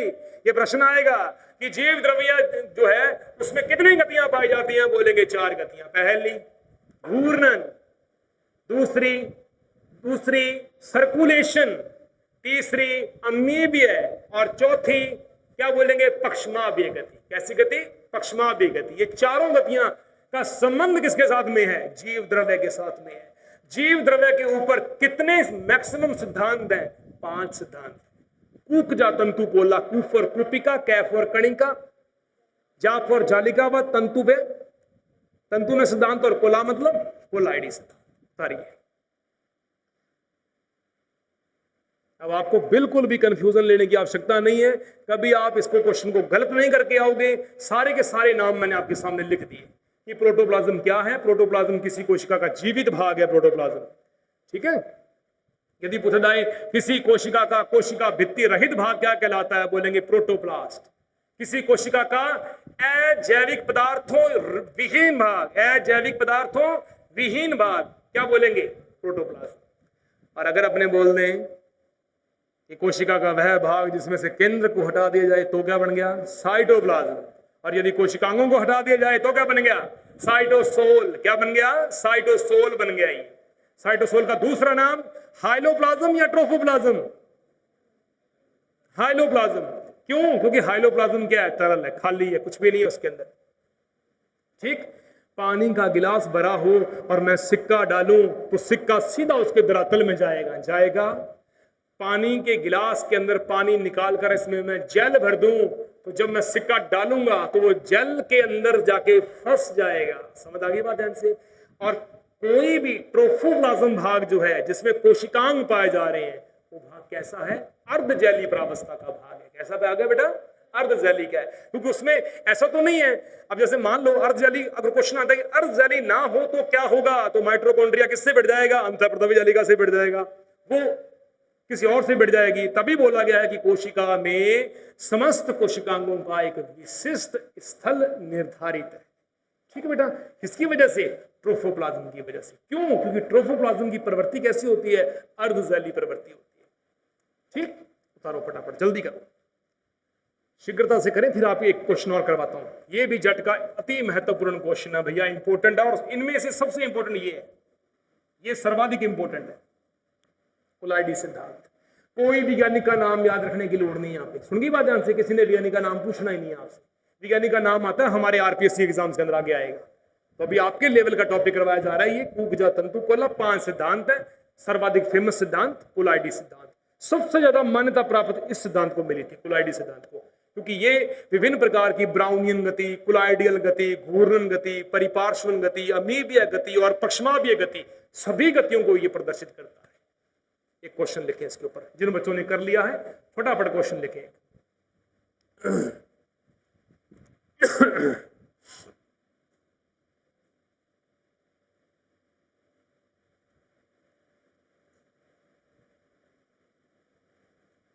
अच्छा, एक क्वेश्चन इसमें छूट गया, एक क्वेश्चन और आया हुआ है। अब देखो हमने क्या लिखा हुआ, देखा, सबसे पहले देखा कोर्टी ने, सारकोट डुजार्डेन ने, जीवन का भौतिक आधार हक्सले ने। अगर पूछ लिया क्वेश्चन की प्रोटोप्लाज्म शब्द का निर्माण किसने किया था, गठन किसने किया था, पुरकिंजे, लिख दो। इसका अगर गठन पूछ जाए ना, गठन के ऊपर क्वेश्चन आता है कई बार, इसका गठन किसने किया है, तो आप इसका क्या लिखोगे, पुरकिंजे। ये लो मित्रों, ये अंतिम प्रश्न एक हफ्ते से छूट गया था, मैंने आपको बता दिया। पुरकिंजे वैज्ञानिक था जिसने सबसे पहले इसका गठन किया था, प्रोटोप्लाज्म के बारे में बताया था। अगर कोई पूछ ले कि पूरी कोशिका के अंदर ऐसा कौन सा भाग है जिसको अनुवांशिकी अभियांत्रिकी में इस्तेमाल किया जाता है, तो बोलेंगे प्रोटोप्लास्ट। जैसे आलू और टमाटर को मिलाया, बैंगन और टमाटर को मिलाया, ठीक है, जिसको अपने टोमेटो बनाते हैं या ब्रोमेटो बनाते हैं। तो पादप उत्तक संवर्धन के अंदर जो तकनीक इस्तेमाल की जाती है वो था प्रोटोप्लास्ट, जिसकी केवल कोशिका भित्ति हटाई जाती है, बाकी सभी पदार्थों का उसमें हमें यूज चाहिए। ठीक है बेटा, ये उसके लिए किया जाता है। फटाफट करें, जीव द्रव्य का संगठन लिखें। अब आप अगली हेडिंग, हमारी नेक्स्ट हेडिंग क्या आएगी, कॉम्पोजिशन ऑफ प्रोटोप्लाज्म, जीव द्रव्य का संगठन। बड़ा ही शानदार इंपॉर्टेंट रोल इसके अंदर आएगा। एक क्वेश्चन आया भी हुआ है ना ये, तो मैं इसके बारे में बताता हूं आपको। मैं देखो, मिटा दो इसको मैं, या नेक्स्ट स्लाइड पे चलो। अब सभी का हो चुका है, ठीक। अब अपने पास में है कॉम्पोजिशन। जीव द्रव्य का संगठन, जीव द्रव्य का संगठन के बारे में टॉपिक चल रहा है बेटा अभी अपना। और इस संगठन के बारे में पिछली बार पेपर के अंदर क्वेश्चन आया हुआ है। कई बार तो ये चारों के चारों पॉइंट दे देते हैं, कभी कभी क्या करते हैं इनमें से एक आधा मिस कर देते हैं। तो हमें देखनी है इसकी प्राथमिकता और प्रश्नों की लेवल कैसे रहेगा। देखो, मैं अभी जो बात कर रहा हूं वो बात कर रहा हूं स्थलीय पादपों के लिए। किसके लिए कर रहा हूं? फिर मैं कभी बात करूंगा कि मुझे मरुस्थलीय क्षेत्र में पादप लेके जाने हैं, फिर हम तीसरी बात करेंगे मुझे जलीय क्षेत्र में पादप लेके जाने हैं। तो क्या तीनों वातावरण अलग अलग है? हम यहां पर बात कर रहे हैं समोद्भिद पादपों की, नॉर्मल पादप जो उग रहे हैं इनकी बात कर रहा हूं। सेकंड पॉइंट चलता है हमारा मरुद्भिद पादपों की। अब मरुद्भिद पादपों की निशानी क्या होती है? उनको पानी कम चाहिए, वहां पे शुष्कता ज्यादा होती है, पानी होता ही नहीं है। और तीसरी बात करेंगे हम बेटा जलोदभिद पादपों की, जो 24 घंटे पानी में ही रहेंगे। ठीक है, कोई और सिस्टम रहेगा ही नहीं। पिछली बार मैंने क्वेश्चन करवाया था। तो सबसे पहला फैक्ट देखें ध्यान से, क्या क्या पाया जाएगा। नंबर 1, जीव द्रव्य में क्या, अभी लिखना नहीं है, पहले सुन लीजिए। जीव द्रव्य में सबसे ज्यादा मात्रा किसकी होती है? जल की। नंबर 2 पे बेटा प्रोटीन की। नंबर 3 पे कार्बोहाइड्रेट की। नंबर 4 पे अकार्बनिक लवण,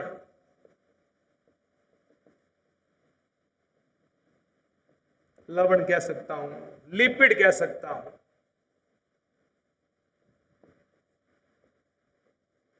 6 पे आरएनए की, 7 पे डीएनए।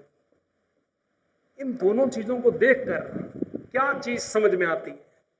अगर हम अनुवांशिक पदार्थ की बात करें आरएनए और डीएनए की, तो जीव द्रव्य में आरएनए की मात्रा ज्यादा होती है कि डीएनए की ज्यादा होती है? देख के बता दो। आरएनए की। तो एक प्रश्न हमारे पास में क्या आ गया? अक्सर विभिन्न पादपों की कोशिकाओं में आरएनए की मात्रा ज्यादा है, किससे? अरे किससे ज्यादा है? पहला क्वेश्चन समझ आ गया, कंफर्म हो गया अपना। अब बता दिए कि जल की कितनी मात्रा पाई जा रही है? जीव द्रव्य है, डेफिनेटली बात है, जो जीवित है जीव द्रव्य है, प्रोटोप्लाज्म है, जल के अंश तो उसमें बेसिकली वैसे ही ज्यादा मिलेंगे उसके अंदर आपको। तो कितना लिखेंगे अपने बेटा? 75 से 85%। क्या पाया जा रहा है? ये हेडिंग लगा के मैं एक साथ में ऑप्शन लिख रहा हूं, ध्यानपूर्वक रखिएगा। किसके लिए? स्थलीय पादपों के लिए। किसके लिए बेटा? स्थलीय पादपों के लिए बात कर रहा हूं। यही पादप अगर सारे के सारे जलीय में हो तो कितनी मात्रा? शाबाश। तो कितनी मात्रा? 95% जल किसमें मिलेगा बेटा? ये आपको जलीय पादपों के अंदर मिलेगा, एक्वेटिक प्लांटों के अंदर मिलेगा, जो कंप्लीटली पानी के अंदर पाए जा रहे हैं। हाइड्रिला, पिस्टिया, सेजिटेरिया, वैलिसनेरिया, ठीक है, ठीक है, जितने भी है, जूस्टेरा ना, ये सारे, सिंघाड़ा, ट्रापा, ये सारे जलीय पादप है। प्रोटीन की मात्रा कितनी मिलेगी बेटा? 7 से 9% तक प्रोटीन पाया जा सकता है। कार्बोहाइड्रेट 2 से 2.5% तक मिलेगा आपको। अब पहली प्राथमिकता किसकी आ रही है? जल की आ रही है। सबसे पहला स्थान किसका है? जल का। दूसरा स्थान किसका आ रहा है बेटा? प्रोटीन का। तीसरा स्थान किसका आ रहा है? किसका आ रहा है बेटा? इसका। चौथा स्थान किनका आ रहा है? 1 से 1.5% अप्रोक्सीमेट, ठीक है बेटा, इसका आ रहा है। समझा गई बात ध्यान से? आगे अगर अपने बात करते हैं आरएनए और डीएनए की बात करते हैं, आरएनए आपको मिल सकता है लगभग 5 या 0.7% तक, और डीएनए मिल सकता है आपको 0.03 से 0.04% तक। मतलब डीएनए कम मिलेगा, आरएनए से डीएनए कम मिलेगा। कंफर्म? उतारे उतारे फटाफट।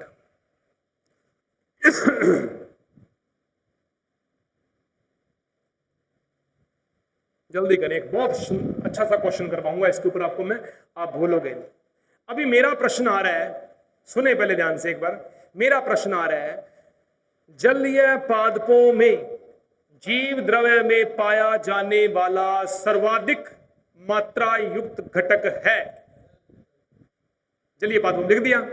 अब बात आती है स्थलीय पादपों की। सुन लो ध्यान से, मैं ऑप्शन बोलूंगा फिर बोलना आपने। स्थलीय पादपों के जीव द्रव्य में किस घटक की मात्रा सर्वाधिक होती है? Option number 1 carbohydrate, option number 2 protein, option number 3 lipid, option number 4 अकार्बनिक लवण। अब बताओ, मैंने पहले ऑप्शन के ऊपर कार्बोहाइड्रेट बोल दिया, इसका मतलब ये नहीं है कि कार्बोहाइड्रेट सही है। क्रम याद रखो, जल के बाद में ज्यादा मात्रा किसकी आएगी? प्रोटीन के बाद में कार्बोहाइड्रेट के बाद में लिपिड और अकार्बनिक लवण जो है इनकी तो बराबर ही मिलेगी, 1 से 1.5% मिलेगी आपको। आरएनए की बात करते हो 0.7, और यदि आप डीएनए की बात करते हो तो 3 से 0.4। ठीक है बेटा, ये याद रखना है। अब ऑप्शन के अंदर जरूरी नहीं है मैं सारे डालूंगा, मैं हो सकता है मैं जल को हटा ही दूं, तो आपको नीचे वालों में से पहचान करनी है। आपको इसका घटते से बढ़ता क्रम और बढ़ते से घटता क्रम जो है आपको कंफर्मली आपको याद रहना चाहिए। ठीक है, आपको ये चीजें याद रहनी चाहिए, भूलना नहीं है आपने, पहला काम। समझ आ गया? ठीक है, ये तो हो गया बेटा पूरा जीव द्रव्य के बारे में, पूरा कंफर्म हमने बता दिया कि पहली प्राथमिकता किसकी है। अब मैं थोड़ा सा इसको यहां लिख के दे रहा हूं इस तरीके से, देखो। सबसे पहले अधिक मिलेगा जल, जल से कम कौन मिलेगा? हमने लिख दिया प्रोटीन, प्रोटीन से कम कौन मिलेगा? कार्बोहाइड्रेट, कार्बोहाइड्रेट से कम कौन मिलेगा? लिपिड, लिपिड लगभग किसके समान मिलेगा? अकार्बनिक लवणों के बराबर मिलेगा। उससे कम कौन मिलेगा? आरएनए, आरएनए से कम कौन मिलेगा? डीएनए मिलेगा। ये क्रम याद रखना, भूलना नहीं है। कोशिका बायोलॉजी के अंदर कभी क्वेश्चन गलत नहीं होगा आपका।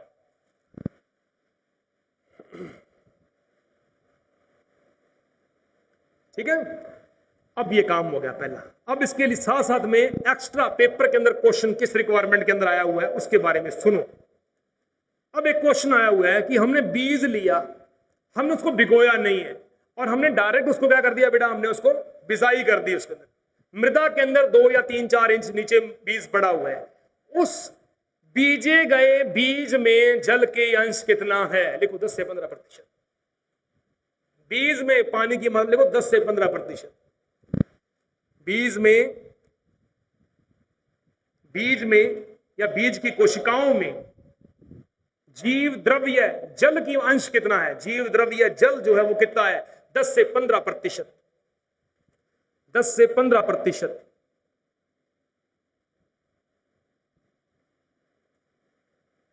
ओके, अब मुझे यहां पे नए पेज के ऊपर मैं एक चीज लिख रहा हूं कि जीव द्रव्य के अंदर आयनिक अवस्था के अंदर हमारे पास में 2 चीजें मिल रही हैं।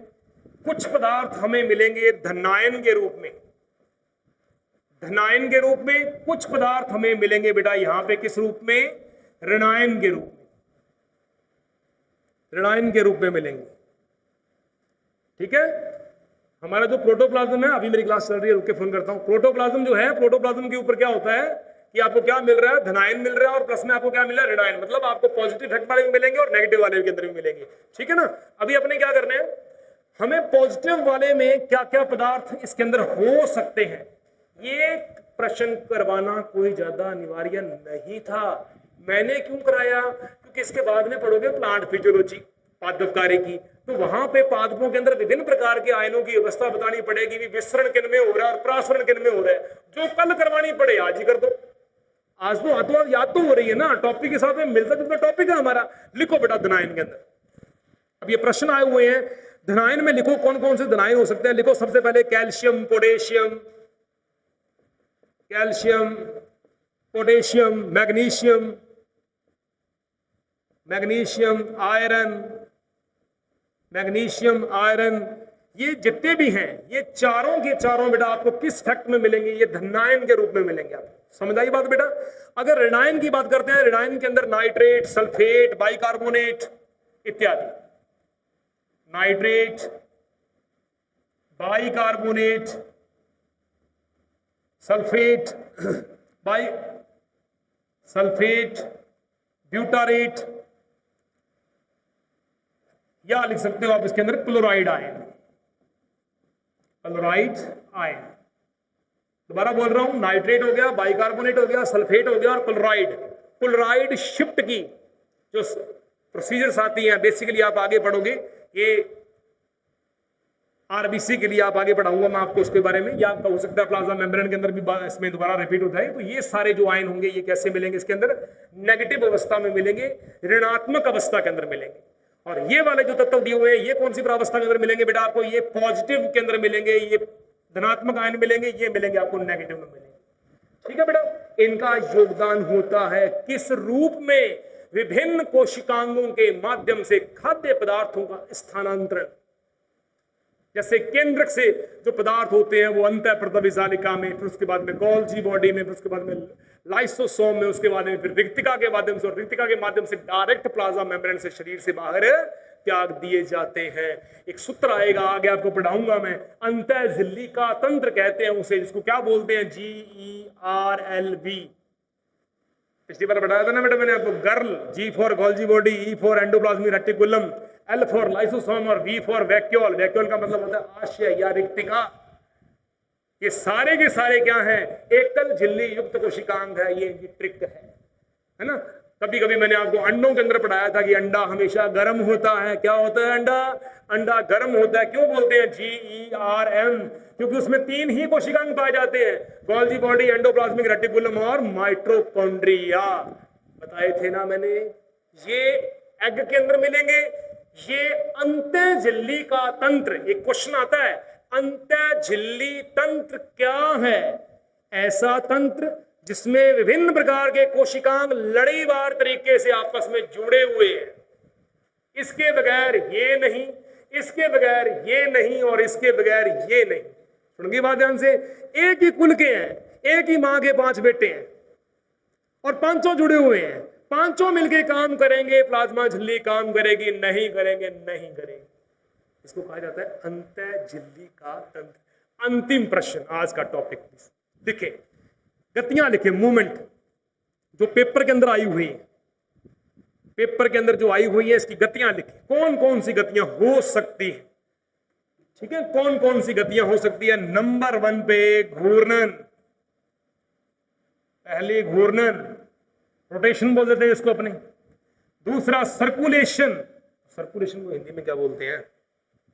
परिसंचारण, हाँ परिसंचारण बोल दो, परिसंचारण कह दो। रोटेशन, सर्कुलेशन, तीसरी अमीबीय गति, चौथी पक्षमावीय गति। ये 4 गतियां पाई जाती हैं जीव द्रव्य में, 5वीं गति नहीं होती इसके अंदर। ठीक है बेटा, प्रश्न आ जाता है जीव द्रव्य में पाई जाने वाली गति का प्रकार है, ये प्रकार है। ठीक है, इनसे कुछ एग्जाम्पल जो है इनके वो मिलते जुलते हैं आवर्त बीजी पादपों के बारे में। वहां आवर्त बीजी पादपों में हमने इसकी चर्चा करेंगे। कल से हमारे टॉपिक स्टार्ट हो रहे हैं कोशिका द्रव्य में पाए जाने वाले कोशिकांग, और कल हम करेंगे दोहरी भित्ति युक्त कोशिकांगों के बारे में कल अपनी चर्चा करेंगे। सेल बायोलॉजी का आपका मैंने जेट का और सीयूटी का प्रॉपर तरीके से लाइन टू लाइन और वर्ड टू वर्ड मैंने नोट्स करवा दिए हैं। दुनिया घूम लेना, इससे ऊपर नहीं मिलने वाला आपको। उम्मीद करता हूं मेरा पढ़ाया गया टॉपिक आपको अच्छी तरीके से समझ में आया होगा। आप निरंतर तरीके से इसे पढ़ें और अपने अच्छे पेपर देते जाएं। मिलते हैं कल एक नए टॉपिक के साथ में। आप तब तक आप सभी का थैंक यू।